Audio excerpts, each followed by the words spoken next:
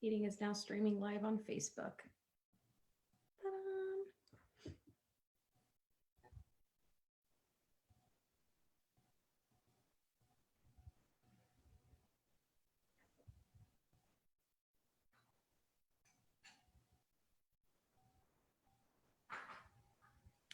We are live, I believe.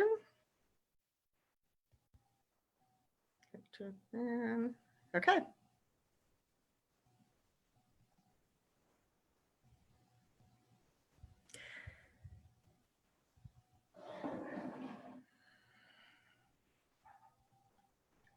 We are live, I believe. So, still getting used to Zoom Live, but I think we've got it figured out. I am Michelle Faust, and welcome Lemonade Legend listeners. So glad to have you as part of our show today. We are doing a very special show, one that is a follow-up. Still getting used to Zoom Live, but I think we've got it figured out. I am Michelle Faust, and welcome Lemonade Legend listeners. So glad to have you as part I wonder, is your Facebook tab open? Yeah, we are doing a very special show. But does it have to be open when you do Zoom?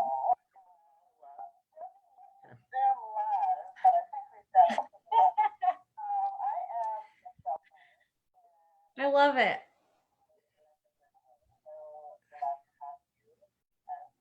Winter, is your Facebook tab open? Yeah. So, does it have to be open when you do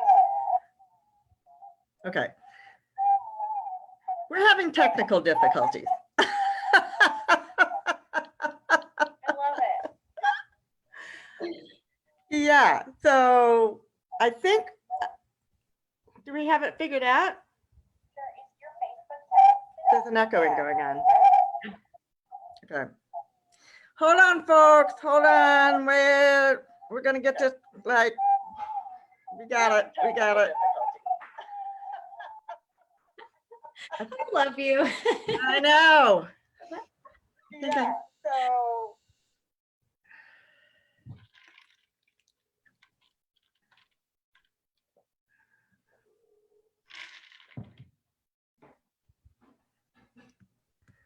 I can't get back. Are you there, Sam? I'm here. Can you see me? I can see you in a little box. Okay. So I just want to make sure that we're connected properly. There we go.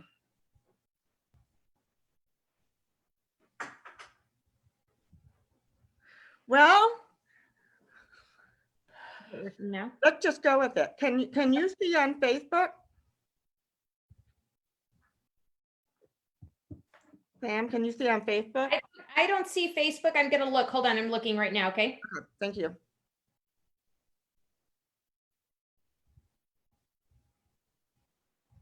Let's see.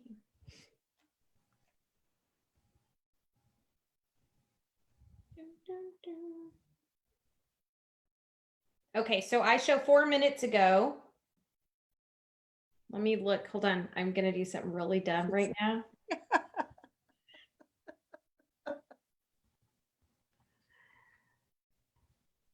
Okay, so this one, I see the old one. Let's see.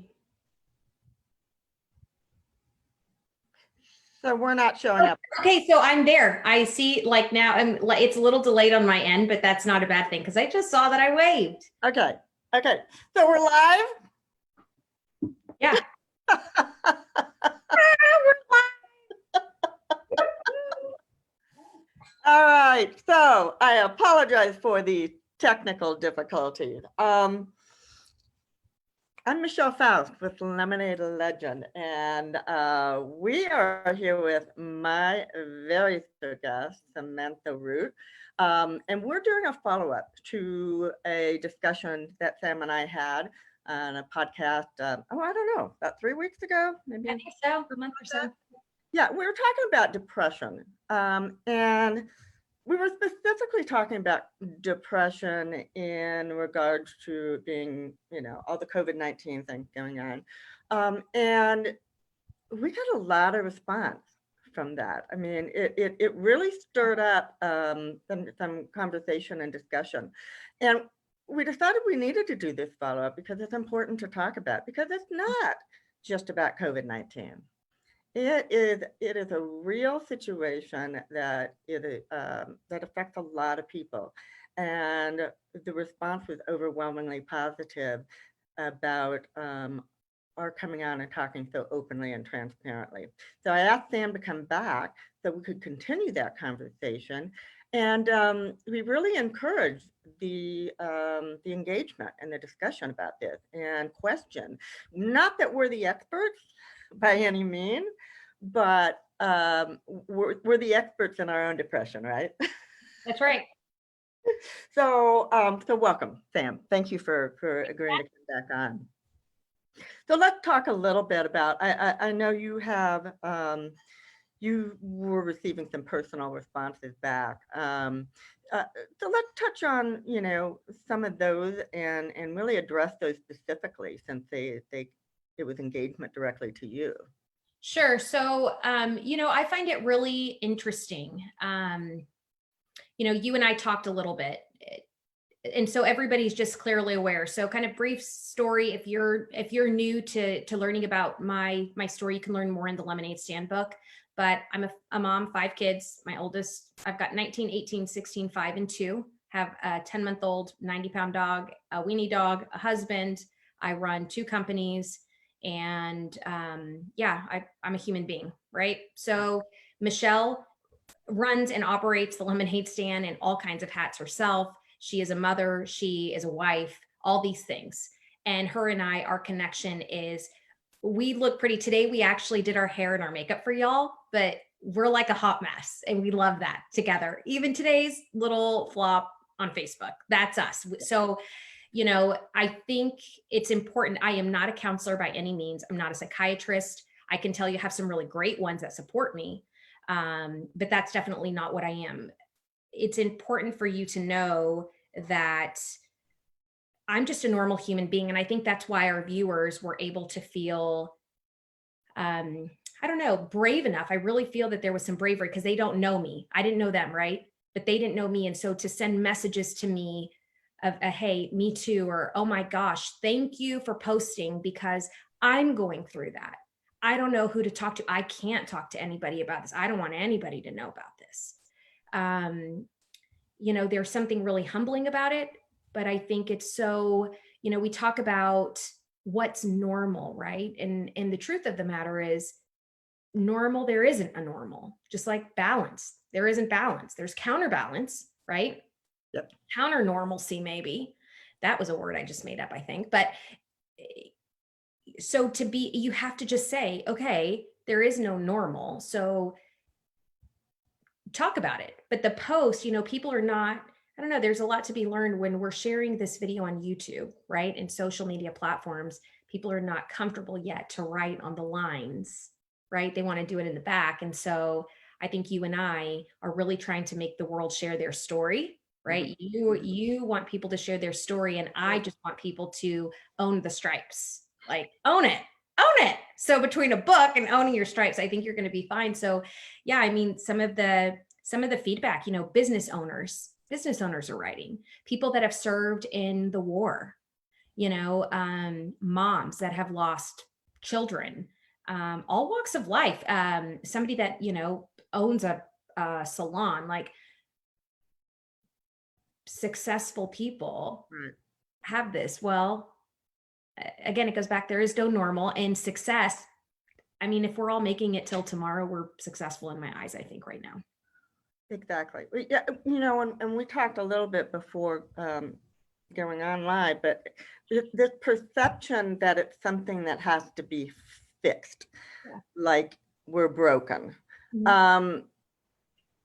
It's not something to be fixed. It is something to talk about, to be accepting of yourself and what you're going through, and still loving yourself, and and saying, I'm not going to put glue on this and put it back in, Mhm.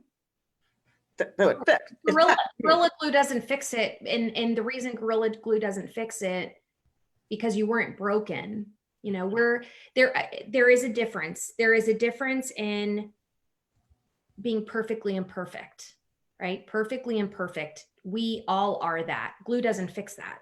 That's, we were created to be that way. We're not meant to be, perfectly in a mold, right? But you can't fix what was just already perfectly imperfect. And I think people need to embrace that. You and I talked offline a little bit. I get a lot of people that talk to me when they do reach out, apologize. They apologize that they've reached out, and they're just apologizing and apologizing. And, eventually I get to a place where just don't apologize.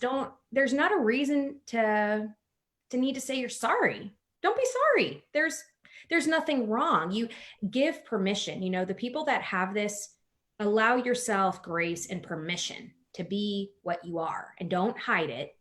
And the people that may not have ever gone through these types of emotions before, because yes, it's emotions, but it's based on some chemical imbalance. Okay. But it is emotion. But if you haven't been there, don't make the person feel like they need glue, because remember, just the glue's off the table. It's off the table. Doesn't exist. It's not going to happen. And don't when you find them apologizing, it's kind of like I don't know, almost like we have to rewire ourselves, right? Because you've had that before too. And we remind each other, don't apologize, or hey, it's okay. Like, hey, it's okay. And you move on. Stop those people, because they can't help themselves. They feel guilty that they're perfectly imperfect. Saying you're sorry. And it's really, so the flip side of the coin is how does somebody who is not dealing with depression, or I think there's a lot of learning that needs to go on in that if you're fortunate enough not to suffer from depression, how do you respond to people, and how do you because it's just that we need to be non-judgmental, so that people don't feel like they need to apologize, or they don't feel like they need to be fixed or perfect.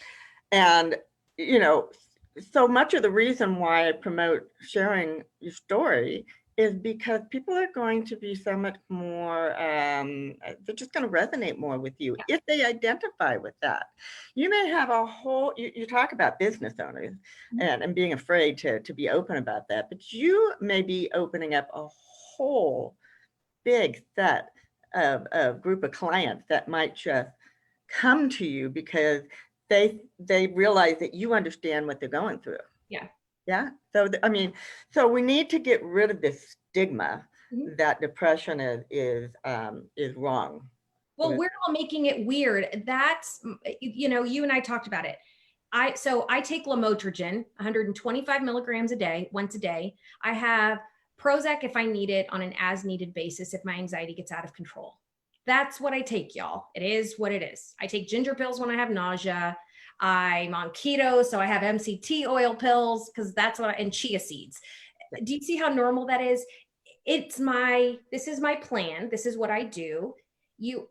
We're making it weird by thinking people are going to think it's weird. We're psychoanalyzing it. I put a quote the other day on my social media, and I did it because it was something I shared in the article of your magazine. We literally have millions of people in this world, millions and billions of people in this world. So what that means is you get to choose your tribe. They don't get to choose it for you. Okay. So make your treatment plan normal. The one thing, Patrick, so my husband and I, we've been together 13 years now.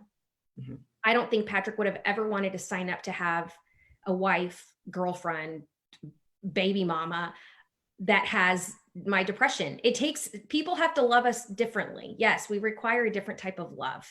That's the truth, right? But Patrick and I, for the longest time, had a lot of struggles, because one thing Patrick used to tell me a lot, we'd get in an argument and I just wanted to be heard, but he thought he was hearing me. So, you kind of have that like relational Mars, Venus, whatever situation.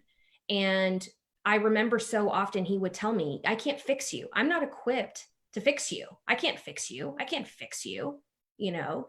And it did a lot of damage before we crossed. Okay. It did a lot. There was definitely a period where I was tail spinning, because if my own husband's telling me I'm not thinking logical and I'm not these things, but yet he's also, when we're not in a fight, telling me how intelligent I am, my reality ruckused around.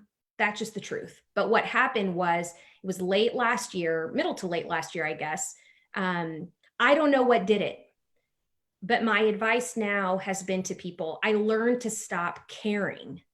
I learned to stop caring. And that is so weird, because that sounds, oh, to the heart, like, oh my God, that's horrible. I can't believe she just said that live for everyone to see. No, it actually, my husband is not icky mushy. He's a committed husband, father, friend, worker, all these things. That doesn't take away from his person, right? But what I learned is I was expecting him to just, I don't know, maybe coddle me or something. I don't know, something screwed up in my head, right? That I needed. And so when I stopped caring, it allowed both of us to have freedom. And so, like, I'm not sad about it anymore. And so what happens now is, and Patrick is great with it, because it relieves him of being the failure in my eyes. And he likes that. So now if I'm having a moment or whatever, I'll just tell him something simple like, hey, I'm going to go talk to one of my girlfriends, so-and-so, right? Because I know you can't be emotionally there for me the way I need right now. So I'm going to go talk to them and they're going to handle it. You know what he always tells me? Perfect, honey. I'll have dinner ready when you get home. I will have a cocktail ready. And Good for Patrick. But that, you know what? Because not everybody understands it, right? But if we're not going to make it normal, it's being able to say, tell your husband, okay, I know you can't be emotionally supportive the way I need on this one little tailspin I'm having. So I'm going to go find my friend over here. He'd be so happy. Like, oh my God, she loves me. She loves me because she's not about to go set me up to fail. Because emotional people that are, I guess, more inclined towards emotion, if you're wired the opposite way, it's a lot to take in. It's a lot. And you really do feel as if the person might be like losing their marbles. Yeah. So what I'm hearing, I just love you, Sam. You put things in such an amazing perspective. And so what I'm hearing really is, we need to find the people that we need to connect up with at that moment where it's really dragging us down. The people who understand, and that we can't put the expectation necessarily on our spouse. No. Or our parents or whoever is, we have to find who is it that I can go to. Remember, Patrick, even yesterday we had, like, I had some emotions that I had to deal with. And, the one thing you need to remember, we're allowed to have these types of emotion and overwhelming. I promise you, just because the person can't be there to emotionally support you, to get you to feeling better about yourself, they don't love you any less. They don't. They're so scared to fail you that it's paralyzing to them on that end. Yeah. So another thing that we talked about a little bit, and I really wanted to bring this up because I really felt it when you were talking about it, that depression is kind of like a ghost, or I like to say maybe a shadow. Mm-hmm. It's just kind of always there. And that's what I feel like. It's not like it goes away and then it shows up. It's a little bit more silent at times, a little bit less in my face. Yeah. But it's always there, So let's talk about that a little bit. Sure. So I told you today I can tell that mine's creeping up. If y'all have followed us on the last episode, I yawn a lot. I get really tired, and that's how I know. I wanted to take a nap before we got on, but I didn't, because I would get bedhead. I washed my hair for you guys. This is washed hair for y'all. And it looks beautiful. But yeah, so when you have it, I think, I don't know. I don't want to say that, like, when I feel it coming on, I feel ashamed. when I feel it coming on and when others feel it coming on, you almost feel like, oh boy, here I go again. Why couldn't I just be normal for 1 week? Why couldn't I just not put my family or others through this one more time? Why can I just not get with it? Right? I think you need to be just understand everyone. Okay. None of us wake up saying, oh, today my number one task to do is to go get severe depression. Like, that's what I'm going to do today. That is, if I get that one thing done today, everything else is unnecessary. Absolutely not. We don't control what it does, right? And you can have the best of intention and plan, but plans change. And whether on this topic or anything in general, laundry, I think you're going to do your laundry and you don't. So, but you have to be able to, instead of having that feeling of, oh God, why couldn't I just handle one more day? You start kicking yourself in the butt already as quick as you start feeling it. And instead it's being able to say, okay, here we go. I've got it. So I know you're here. I'm here with you. And let's do something. But have, again, whether you have your tribe in place, I strongly suggest to have some people that it's not about having a ton, because I understand this is vulnerable, right? But even if you have 1 to 2 people that when you're really struggling, you can just text and say, hey, I'm hiding under a rock, give it a code name or something, right? Or hey, can you just pray for me today? Or hey, can you send me a funny meme? Like, just whatever, tell them what you're going to need so that when you do operation texting you for it, they know what to do, right? Yeah. But then it's being able to say, okay, so like sometimes if a lot of people with depression, you feel almost like a physical pain. So you lay down, you tend to lay down, you tend to like kind of not want to eat, you get real like reclused, right? Or some people go the opposite. They get very compulsive. They get very workaholic. It's being able in those moments to say, okay, I know you're here because my hands are moving and working on the keyboard and I'm working until 1 a.m. I know you're there. So because I know you're there, I'm going to remove myself from this keyboard right now because I know why I'm doing this. It's not because I'm trying to get extra work done. I know it's because I'm trying to fight the demon inside right now that's going. Accept it. Acceptance. Acceptance of your flaws. You have to be acceptant of your flaws, because when you're not acceptant of your flaws, you think the whole world is judging you for it. Yeah. They weren't. They just want to love you. We all want to love each other. Really do. At least the people, thousands and thousands of people that I know, I don't know a single one of them that don't want to love me if I needed it. Same thing for you. You know that. Yeah, and again, we are our own worst enemies. So so that is something that we can do and we can control in regards to our own depression, is how we feel about it and how we address it, because we're the ones making it weird. Yeah. We're the ones making it a bigger deal than it really is. And take pictures. Yeah, the one gal that I was messaging with last week, it was so funny because she was like so down and she was just like really down on herself. She's still working while she's messaging me. She still has her kids. She's still in quarantine. I sent her a picture. I was like, oh, well, actually, I have my depression today. I'm in the bed working on my laptop, but the blankets are right here on me while I'm laying physically down. I have no makeup. I look like butt crack. Yeah. And she's like, oh my God. And then she sent me a picture. I said, exactly my point. Do you see? We're one and the same. We're the same. Just yeah. I love that. Own it. Just own it. Like, take a picture of it. If you're, stop acting like you have it all together, because the people that act like they have it all together, they're liars. They're liars, y'all. I promise. It's not all together. Go open their freaking pantry if you need to. Yeah. It's dirty. Well, and again, I think that might be why depression is on the rise, or just there's many reasons, but I almost feel like we are in a society, because of TV and movies and all these perceptions of what normal and beautiful is, and all of these things, and that if we don't measure up, then there's something wrong with us. So the mere fact of just accepting who we are and loving self-love, or that quarantine, I think part of it is on the rise because people are trying to pretend they have it so together during quarantine. Right? Oh yeah. Oh, all these people that are struggling with the kids running on the roof. Like, you know what I'm saying? Oh, yeah, the dishes. Oh, my dishes are perfectly kept in the sink. There's nothing to see here. It's just the elephant doesn't fit in the room anymore. Yeah. And so it was like all these plates were spinning, right? And you're trying to hold your sanity together, but there's fears. Anytime that there's fear, your depression will be triggered. The fear of uncertainty, the fear of, am I going to get sick? A loved one going to get sick? Jobs, not jobs. Am I going to find toilet paper or Lysol?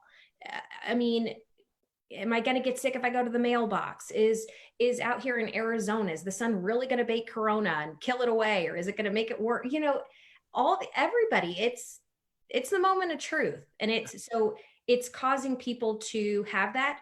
And I think now that there's a lot of the bans are being lifted also. I think there's a lot of fear because a lot of people wanted the freedom. And now that there's a lot of that freedom, people are scared that now we have the freedom. Because, oh, well, maybe we should have had, there's Yeah, not. isn't that a mind bender? I mean, seriously, it is. All defies gravity. We are in a season that everything that we thought was keeping gravity the way it's supposed to is upside down. And but you got, we do breakfast burritos out here. So in my neighborhood, I'm the burrito lady. Add that to my titles. But we make breakfast burritos. And one of the reasons that we started that when we did, again, it goes back to Patrick really loving me. I thank him all the time for it. I said, I've got this crazy idea and I want to provide breakfast for people every Sunday. So even like Mother's Day, we made Belgian waffles for moms. A lot of single moms in our neighborhood got some, and then other moms too. But we make these burritos, and last week we did 120. Wow. If you were to see, Michelle, I mean, again, you look at superficial, right? Superficial tells you we live in a gorgeous neighborhood. We have mountain views, everybody, lots of people with pretty cars, pretty houses. They're newer. We have parks. Okay. But within our community, we have a family that lost their son to suicide, right? In our neighborhood. We have people that have lost their jobs. We have people that loved ones have fallen sick. We have awesome neighbors in here that can't even leave their house because of autoimmune. We have a beautiful neighborhood of people, human being people. And so that's why even like the burritos, it was like, I want you to know, I see you, I love you. You need anything, we talk about it around here. We're the house to talk about it. And because in a lot of the neighbors have come now feeling safe that they can just have that messed upness. And I'm like, yeah, because that's actually normal around here. If you look at this, that we are a hot mess, but we love it. We wouldn't change our life for any reason, I'm proud of my hot mess. And you had the same thing, you were sharing with me, because I think you're a prime example of that. I think you're starting to become more and more vulnerable as this lemonade stand cause gets greater than you, right? Because before you would try to keep it in. Yeah. Share a little bit, because I love that you. Yeah. So I do. I mean, I'm passionate and I love it, and I wouldn't have it any other way. But I do expose myself to a lot of people's stuff, and because I love everybody who I become connected to, then I start feeling their pain, or their situation that they're going through, and then of course I want to fix them, but I can't, because you can't fix people. So I think that sometimes triggers some things, and I was going to say sometimes depression is obvious, like you lost a son to suicide, or you lost your job, or that, and it's like, well, of course you're going to go through some depression. And sometimes it's not so obvious. And so what I was sharing with you earlier was the fact that I had no idea why, but the other night I had suicidal depression that just weighed down on me, like I couldn't believe. And I didn't know where it came from. I mean, I was just, and I think that's the thing, is that it's not something to be understood as much as it is to be accepting. So I kind of, at that moment, fortunately for me, it was at the end of, the evening, and I was close to getting ready to go to bed anyways. So I just said, I was like, I just need to shut down. I know this is going on. I know I'm feeling this way. It's a horrible feeling. it's a horrible feeling not to want to live, you Yeah. know? It Dark. really is. And my husband, who completely understands what I go through, not, again, doesn't always say or do the right thing, but he understands. But what we've been able to establish is I just go to him and just say, I just need to let you be aware. Mm-hmm. I'm having this really severe kind of, I don't know what to call it, attack, suicidal attack. I don't know what to call it, but I just need for you to know that. And then he's a little bit more on high alert to watch for Right. anything that might not be a good thing for me to do. Yeah. And I think that makes me feel a little bit safe knowing that I have somebody to go to and say, this is weighing on me right now. Mm-hmm. And so I think that's what allowed me to just go to sleep and just kind of chill out, just not even, again, I didn't want to get into the cycle of making it worse because I'm trying to think my way out of it. Yeah. Right. But and here's the thing. So I am very blessed. I'm grateful for everything. My business is doing really well. So much is going on in my life to be really excited about and truly grateful. So where does it come from? Who knows? And again, this is not, we're not counselors. We're not trying to figure that out. We're more about, let's just talk about it. Let's just talk about what's going on and what you're feeling. You know, there are counselors, there are psychiatrists that you can truly talk to try to understand it. But I think where we're going right now is so much more about be accepting of it, Yeah. of others, be accepting of yourself, be, recognize, find the things that are healthy for you to do, Mm-hmm. when you're in the grips of it. Um, and don't be afraid. And find that, again, find tribe, y'all. If you find those safe people. And sometimes, like for me, the people that have been reaching out, I've made friends with strangers, people that don't even live in Arizona, or some that do. Make friends that way, because like I said, I think one of the best gifts that I've given my marriage even has been to stop caring that way, because all I was doing was setting my poor husband up to fail and myself. Right. It has been so freeing. Um, it's done great for us. It's helped me not have so many of those episodes where, because I'm like, oh my God, does he care? Does he love me? Does he, oh my God, then he doesn't matter if I leave this place. None of that. It's all, that part of it's gone, which is a huge lift. And I think too, just, I understand you guys, this kind of platform may be like excessive for you. Like you're like, okay, I'm willing to be a little transparent, but I'm not getting on no Facebook Live or YouTube or whatever. That's okay. I'm not asking you to do that. That's where I think some people have certain gifts. I think my gift is that I'm able to say 98% of the things that come out of my mouth and get away with it, but that others wouldn't. But what I am asking is just, at least, today, if all we encourage you to do, whatever your treatment plan is going to be, if you are on a treatment plan, my challenge to you is start normalizing it. Don't make it weird anymore. Just talk about it. Just talk about it and just own it. And it might be, again, it might not be a prescription. You might not be taking a prescription medicine like me, like lamotrigine or whatever, right? There's Wellbutrin, there's all kinds of medicine. But maybe it's that, every morning I wake up and I meditate so that I have a still space so that my depression doesn't trigger. You know how brave and bold that is to say that? And people around you, I guarantee you, more people than not around you needed to hear that, so that they know that, hey, does that work for you? Because I've really been struggling with that. So tell me more about the meditation. What do you do? How many minutes? I really encourage you. And then I want you to, like, remember to throw the super glue away. Throw it away, please. Everyone stop fixing each other. It doesn't exist. Please. It doesn't. We're perfectly imperfect. No more fixing. There's no fixing to be had. It's gone. That's a lie. I think that's fair. I think that's beautiful. And I think that's the main takeaway for today. Just stop trying to fix yourself. You're No, perfect where you are. fixing doesn't exist, y'all. Nothing. No. Not when it comes to people. And, as a storytelling strategist, I'll tell you, write down your story, just put it on paper, embrace it. That's the healing process of sharing things like that. And so I think I can speak for you, Sam, that you always put yourself out there to say, find me on Facebook, or, you are so available. And you're so busy, but you're still so available. It just amazes me.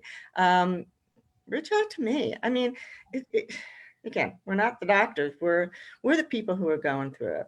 So we understand. So we make good tribe members in the depression tribe. If you need medical help, that's where, certain things are going to work for certain people, right? Some medications work for some people. I can give you my feedback on how my medicine has worked for me. It doesn't mean that it's for you. But psychiatrists, counselors, yoga instructors, you are not alone. And I promise you, everyone in this world, if you just give them an opportunity, want to love you. Allow us the opportunity to love you how you need. You just need to tell us how we can do that. Hey, I just need you to be a listener. Hey, I need you to be a sharer. Hey, I need you to send me a virtual hug, or hey, I need a breakfast burrito. I'm hungry today. I don't, just share, because people like Michelle too. I mean, she's getting out there. She's getting more and more vulnerable. As the time goes, we chip away at that. And it's awesome. It's beautiful to see, because this story you shared today, you wouldn't have shared that months ago. I wouldn't have. You would have kept that in. You would have kept it all together. Yep. But you now know you're in a place, you've created that environment that it's safe to share those kind of stories. And it makes you, I don't know, it makes you even more beautiful in my eyes, because I'm like, it's your heart. You're showing me your heart. I really appreciate hearing that, Sam. And I will also say that last Sunday I was on a Facebook Live, and I was talking about sharing your story and the benefits of it. And so I had a question come up with, well, how do you deal with criticism? And I think it's a really important question. And I think it really ties into what we're talking about too, is you just have to not care. You have to say, this is me, this is who I am. And if you can't accept that, and if you can't love me for me, then maybe you're not a client I want. If it's a business situation, maybe you're not a customer that really fits with me. But you have to be okay with letting that go, and know that what you gain in terms of people. I love what you say. Allow them to love you. I love that. But what you gain from allowing people to love you because you're being transparent and honest and real, so powers that criticism that you're going to get, and it makes that criticism not important. Well, and practice your phrase, and again, when I tell Patrick, even I had to go get surgery in February, right? And I told him, I said, hey, honey, don't worry. I know you can't be emotionally supportive the way I'm going to need you. So I'm taking Annalicia with me. Anna's going to go with me. And what you can do for us, you watch the boys and take great care of them. Perfect, honey. That sounds great to me. He did fantastic. House was clean. Kids were taken care of. He would send me texts that he loved me. Annalicia was there for me. Find your phrase, how you want to say it. Because then when you say it that way, people understand it's not coming from a mean place. I didn't say, oh, you suck because you were not emotionally supportive. I didn't say that, but I'm sincere. I really meant hey, I know you can't, but I'm going to find it. The same thing with a client, right? With a client, it's being able to say hey, thank you so much for the opportunity. One thing I like to tell people is I'd love to see if I'm a good fit for you, but if you're a good fit for me. And if you're not, hey, you know what? Thank you so much for the opportunity. Unfortunately, I don't know that I'm going to be best suited, but I have someone that's so killer and awesome. You're going to love them. And then you trail it, because, keep a million people, y'all, a million, bazillion, whatever people, pick, you get to pick. No one gets to pick it for you. Pick it. And if you look around and you find that you have all these pretty people that walk around with super glue in their purse, shame on you. You did that to yourself. Nobody did that for you. You did it. Exactly. Sam, I could go on for hours talking with you. You are the light in my life. so often. And I really appreciate your willingness Yeah. to come on and talk about this. I do have to wrap up here, but I want to just put out there, please, anybody who is listening, watching, send us questions. Let us know if this is helpful. We're more than happy to get on and just talk about it. I mean, if you want to see more shows like this, let me know. And you don't have to, we won't say your name, but if there's something you want Michelle to ask a question, and she knows I will answer brutally honest. You just ask it. We'll answer it. No filter. Yeah. Whatever we can do to help you guys. Because we've even been talking, we might need to do this a little more regular, but just we're here for you. And find us on social media. I promise. Like Michelle, she's not gotten bigger than her britches. She answers all her own messages. I do too. We're here for you. We love you. We see you. We do. We do. Love you all. And yep, you said it, Sam. So ditto on that, and do reach out. Do let us know. Give us some feedback. We are here to help and to see you through your journey. So with that, I do have to say goodbye, and we're just we'll be back if the need is there and the want is there. We'll be talking about it some more. But with that, I will say goodbye. Thank you again, Sam. You are the best. All right. All right.